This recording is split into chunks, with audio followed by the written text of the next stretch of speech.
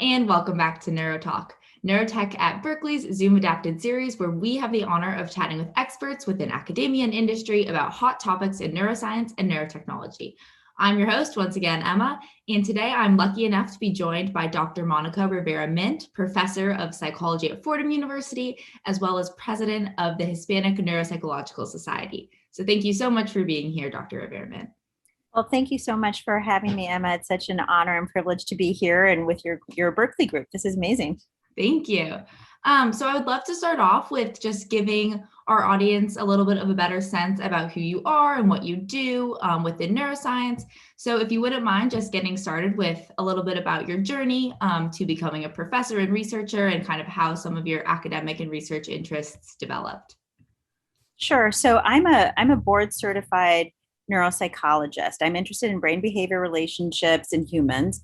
And my area of interest is really looking at the intersection between cultural neuroscience and health disparities. So specifically, I'm interested in how disenfranchised and minoritized populations experience neurological disorders. So, which populations are at greater risk for those disorders, and what are the outcomes and what are the mechanisms of risk and resilience.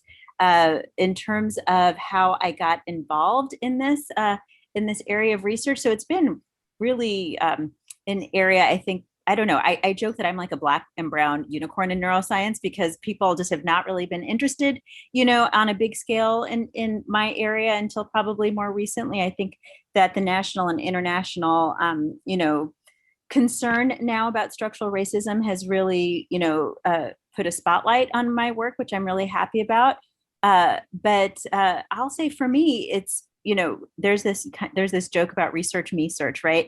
But I think for me, having grown up so I'm actually I'm an Afro-Latina and Indigenous person, grew up in Southern California, and from a low resource household, and I think growing up, we experienced a lot of the health disparities that now I'm interested in. So there is that, I think, a little bit element of research me search, but why it took on, kind of the scientific path versus more of, other types of paths.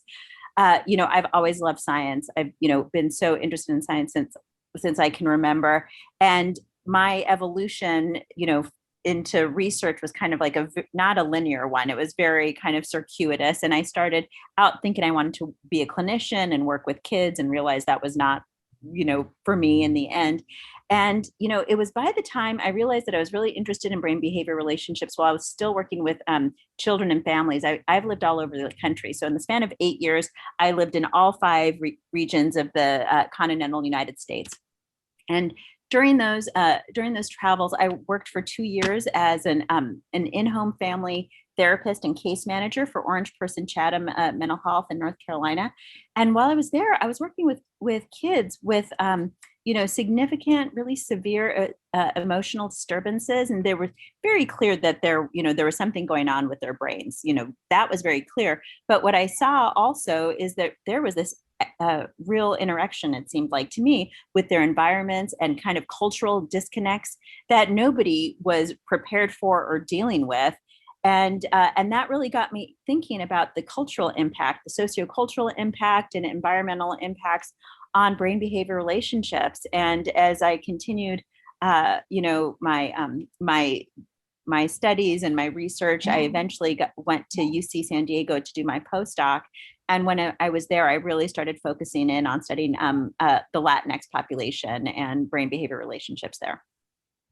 Great. Thank you so much for kind of giving that background. I think, something that really is not talked about enough, and something that within the field of cognitive science, which I am really involved with, and a lot of our viewers also are, is that interdisciplinary nature that really is so necessary to creating kind of holistic research projects that are really solving the problem you want to solve, not just in our narrow scope of our specialties in science. Right, absolutely. Yeah, and so I think that is something really, really amazing that you are doing. So kind of along that note of being working within such an interdisciplinary field, what do you think are some of the disciplines that you find yourself most closely working with, and how have those really informed a lot of your research interests, especially maybe within the space of the crossovers between like biological neuroscience, as well as sociologists, anthropologists, people like that. And kind of what is your experience working so cross-functionally then? So I have to tell you, it's been really cool. And the great thing about being a neuroscientist is that you get to connect with these amazing, bright people all over. And when and I love team science. I love tackling these issues on, as a group. So I work, I work with neurologists, I work with psychologists, neuroimagers in my work now. So at Fordham University and Mount Sinai, where I do my research, I work with certainly neuroimagers, but also a geneticist. I work in fact, what's really cool is one of my collaborators now is a medical sociologist we're collaborating very closely, and others who have backgrounds in African American studies. I actually am also a professor in the Latino studies program at Fordham. And so there is a lot of cross-disciplinary, kind of discussion going on, and it's really rich and exciting. And I should also note that a unique aspect of my work is that a lot of times when you see, clinical neuroscience studies done, they're done with these kind of rarefied or weird, if you've heard that term, samples who are highly educated, high SES, because they're the ones going to the academic medical centers and kind of accessing these, research studies and clinical trials. But when I started my research and I wanted to work with, Latinx and other minoritized populations, I needed to learn how to do that. So I got training to do community-based participatory research. And I also work closely with community members. I'm very proud. I live in Harlem, sent my kids to public school in Harlem, and I work, and much of my research happens in Harlem and East Harlem in particular. And so there, in addition to the academics I work with in these different disciplines, I also work very closely with just, community members who wear all kinds of hats, and community-based organizations for health and federally qualified health centers. And I would say adding that piece to my work has made my work very rich. It makes it more generalizable, so the external validity goes up, because we know, for instance, I'm interested in, say, Alzheimer's and cognitive aging, and Black and Latinx populations are up to 3 times as likely to be at risk for Alzheimer's, but they're extremely underrepresented in research, right? So there's this huge, really bad disconnect, but doing kind of community-based neuroscience is really addressing some of that disconnect for research to actually make it more generalizable and meaningful. Yeah, definitely. I think that is so cool and so important. Yeah, and kind of you said, you mentioned that you worked with a lot of also neuroimagers and kind of on that more technical neuroscience side. So I'd love to hear kind of from your perspective how neurotechnology-based research approaches specifically have kind of helped inform this community-based participatory, research approach that you are taking, and kind of the key roles that technology has played in developing this kind of unique sect of research that you've been pioneering.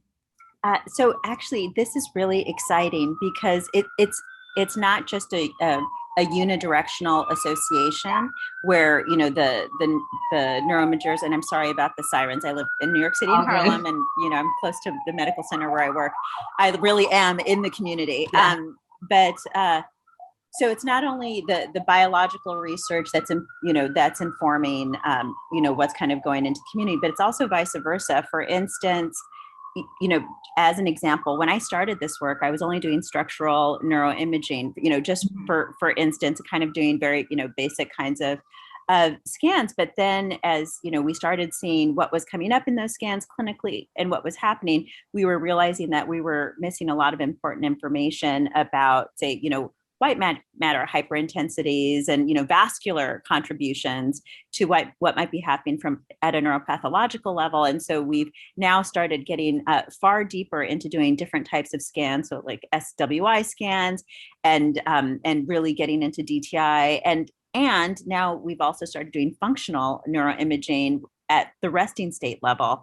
And one of my collaborators just did her name is Urena Clark, and she published, I think it was last year, a really beautiful paper looking at, for instance, the effect of racial discrimination on resting state functional changes in the brain, which was really interesting. And the areas of the brain, I think it was the salient network, that part of the brain that was impacted or related to an increased experience of racism. That's a part of the brain that has to do with like stress responsivity, really like kind of trauma processing and anxiety. And so that was a really interesting finding that's informing the work and the scanning that we're doing now. And we just had actually a neuroimaging meeting about this not 2 days ago.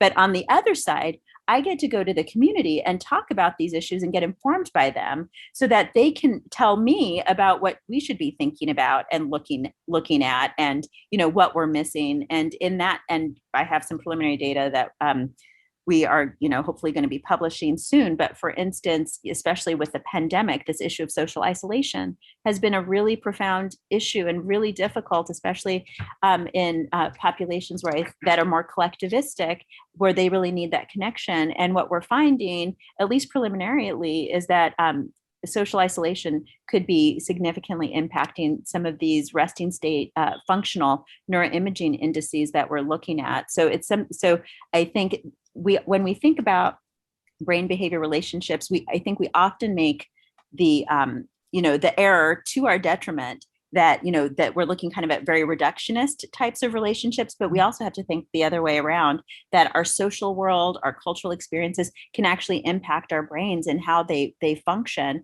And because we're so lucky to have these amazing technologies like functional neuroimaging, and my collaborators are also doing some really exciting things, we get to look at those relationships now at a more nuanced level. Yeah, great.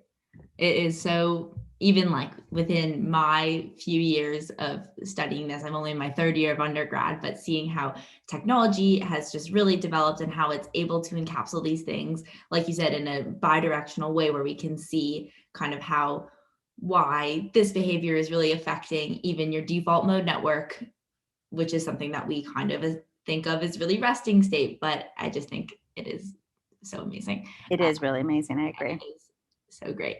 So kind of on that same path, something else that has come up a lot recently and comes up within a lot of neurotechnology, specifically kind of more on the AI side, but is that obviously technologies have to be created by people, and oftentimes these technologies are created by people who are in societies or within systems that are deeply, deeply rooted in structural racism.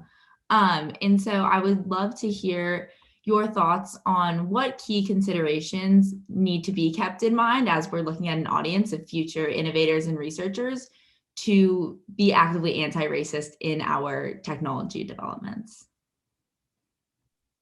I love this question so much. I can't even get over it, Emma. Great, smart question.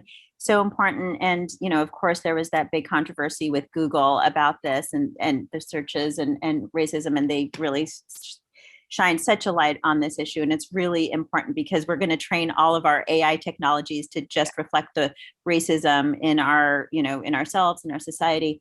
And so a couple of things come up for me when you ask that question. First of all, we recently published a paper that came out in Psychological Assessment about the role of, as we assess things, how we need to be actively anti-racist in the way we think about assessing, because things as subtle as our stimuli and the questions we ask can actually be, actively doing harm to the people we want to understand. What is their cognition like? What are they doing?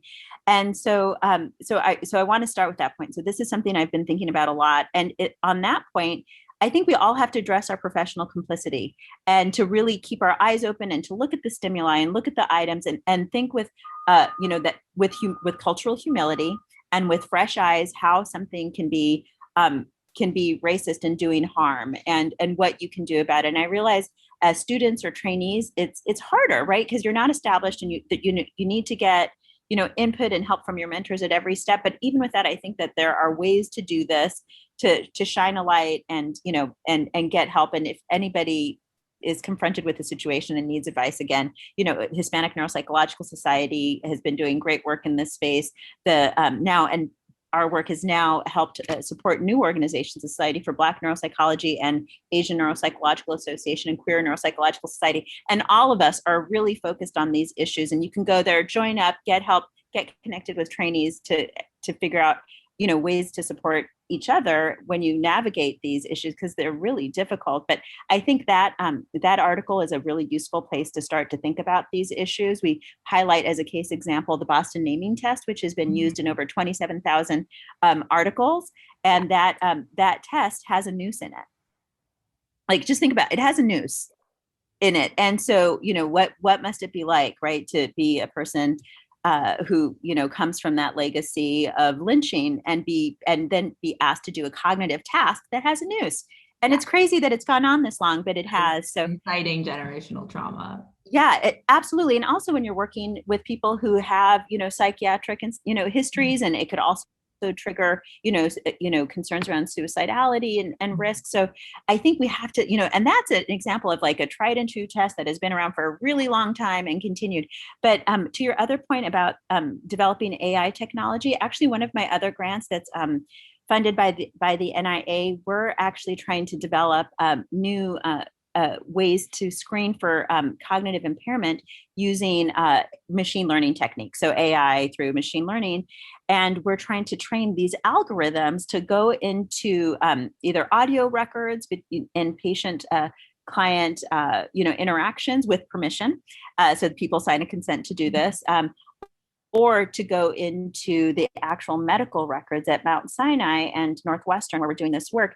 And we're trying to figure out what words to identify and what types of symptoms and things to identify.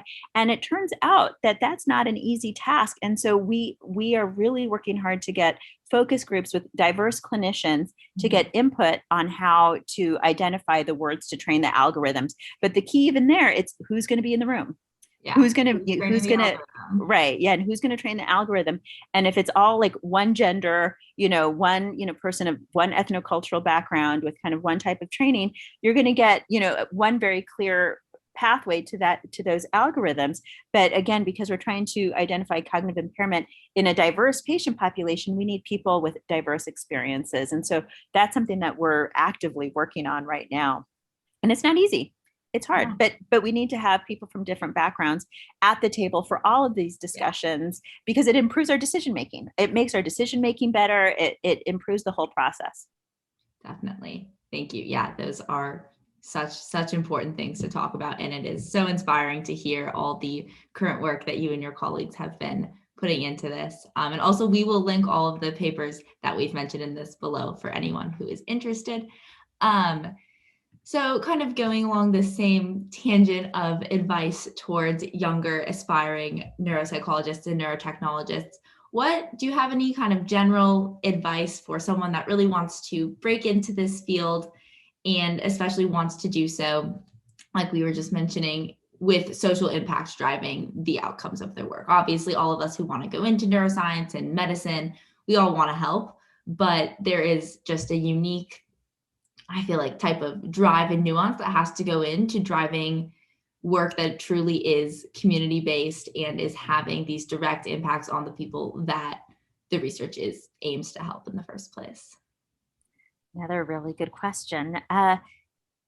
So I'm going to take a step back. I'm going to encourage each and every single one of you out there, you, Emma, and everybody else who's partaking in this discussion today, to really think about what's your mission statement. I think so often we are so focused on, like the next step, getting through my bachelor's, getting through my master's, my PhD, what have you, postdoc, et cetera, getting a paper, getting a grant, right?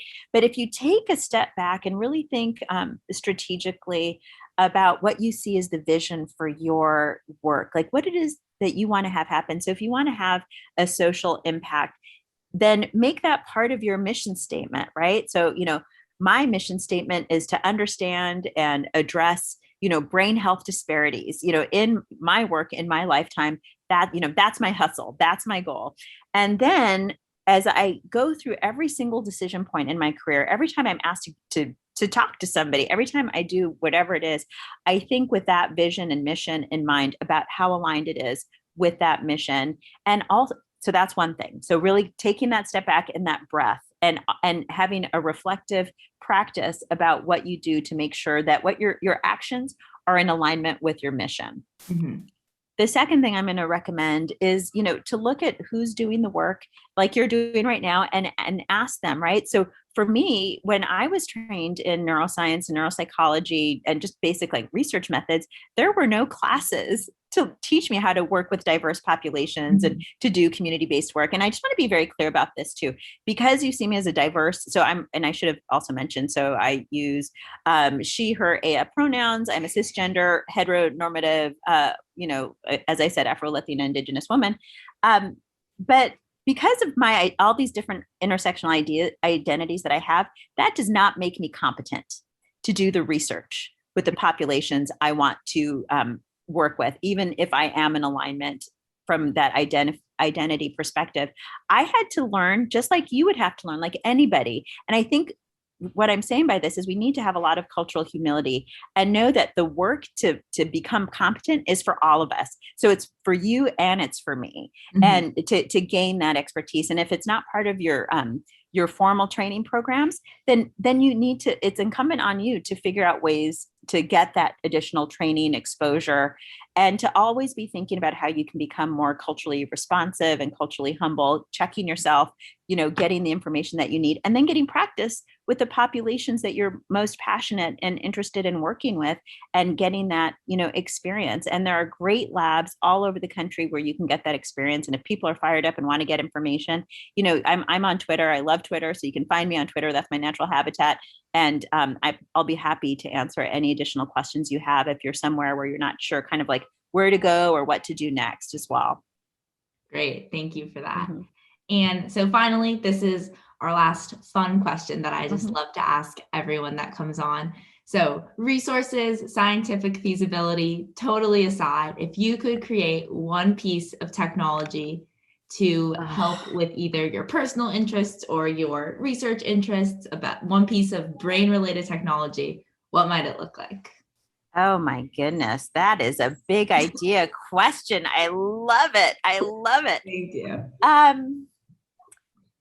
So, it's so funny. I'm so focused on issues of access right now. I'm in a space where I can't get the people who I want to study to get consistently the basic level of assessment that they need just to get diagnosed, because we can't treat people if we don't know, what the problem is, what the diagnosis is. So I'm going to turn this question a little bit on its head.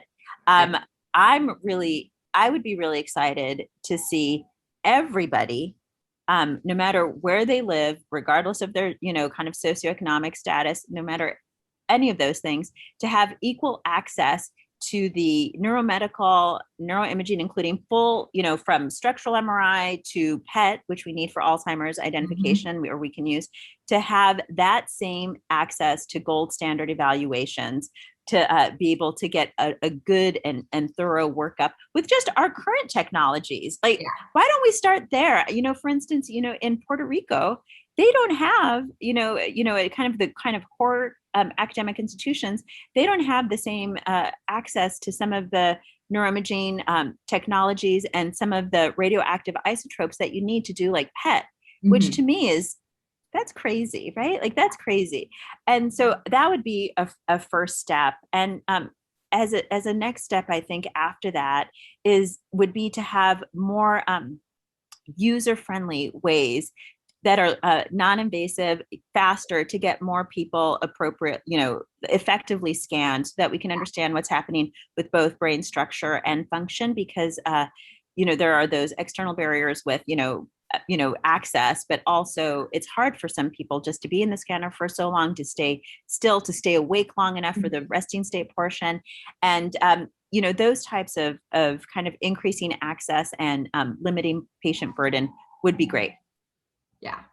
Awesome. Fantastic. Well, thank you so much for joining us today. This has been incredible. And thank you all for watching. Like I mentioned earlier, we will link all of the papers that we mentioned in our discussion today, as well as Dr. Rivera-Mindt's Twitter, and link to her biography page if you are interested in reading more about her work. But thank you so much for joining us. And this has been fantastic.